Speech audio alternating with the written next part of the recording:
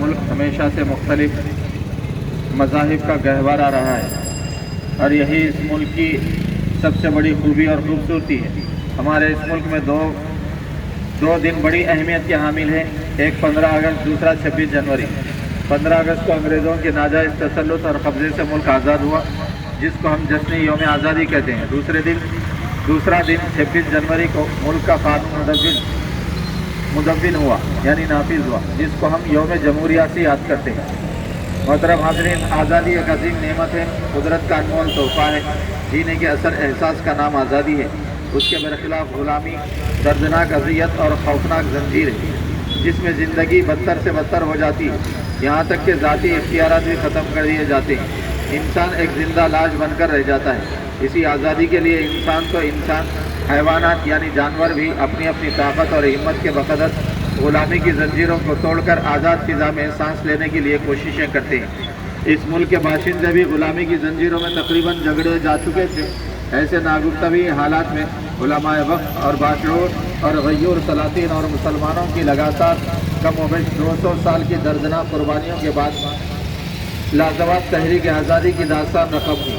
بالخصوص 1852 کے بعد کی کربناک واقعات بھی تاریخ کا ایک الگ حصہ ہے۔ علماء کا حلیہ رکھنے والے دیگر مسلمان انگریزوں کی نظر میں باقی قرار دیے گئے۔ صرف 15 دنوں میں تقریباً 2 لاکھ مسلمان شہید ہوئے، جن میں 51,500 علماء کرام تھے، اور 3 لاکھ قرآن مجید جلائے گئے تاکہ اسلام اور مسلمان پنپ نہ سکے۔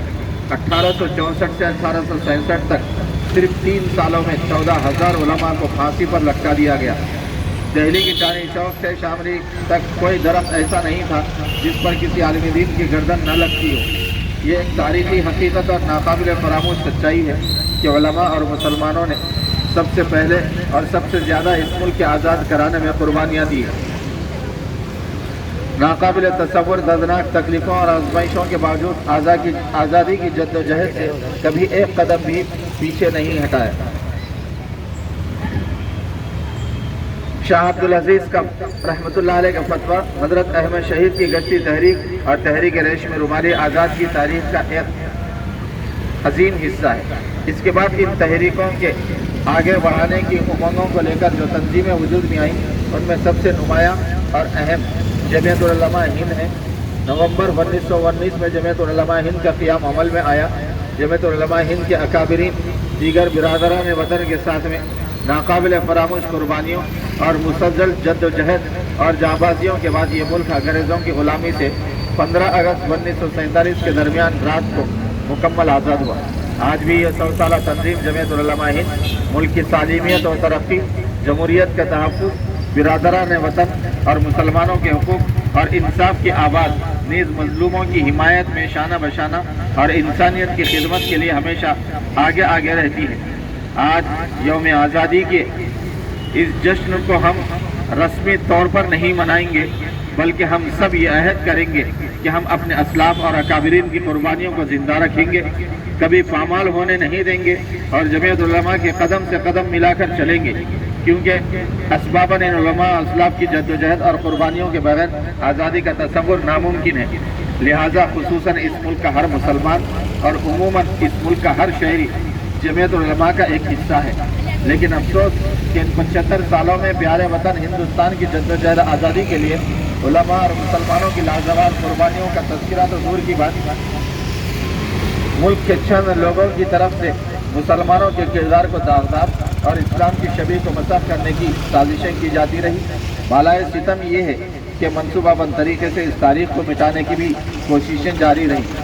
ہر سال جشن یوم آزادی منایا تو جاتا ہے، نئی قسم بازیوں کو دکھایا تو جاتا ہے، لیکن نئی نسل کو منصفانہ طور پر اس تاریخ سے واقف نہیں کرایا جاتا۔ ضرورت اس بات کی ہے کہ جد و جہد آزادی کی مکمل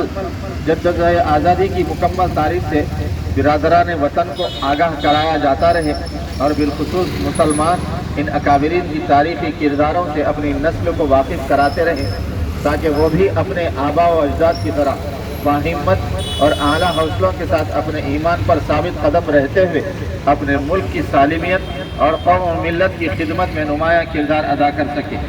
آخر میں ہم जमीयत उलमा की दावत पर तशरीफ़ लाने वाले तमाम मेहमानों और शुरका का शरीक होने वालों का शुक्रिया अदा करते हैं। जय हिंद।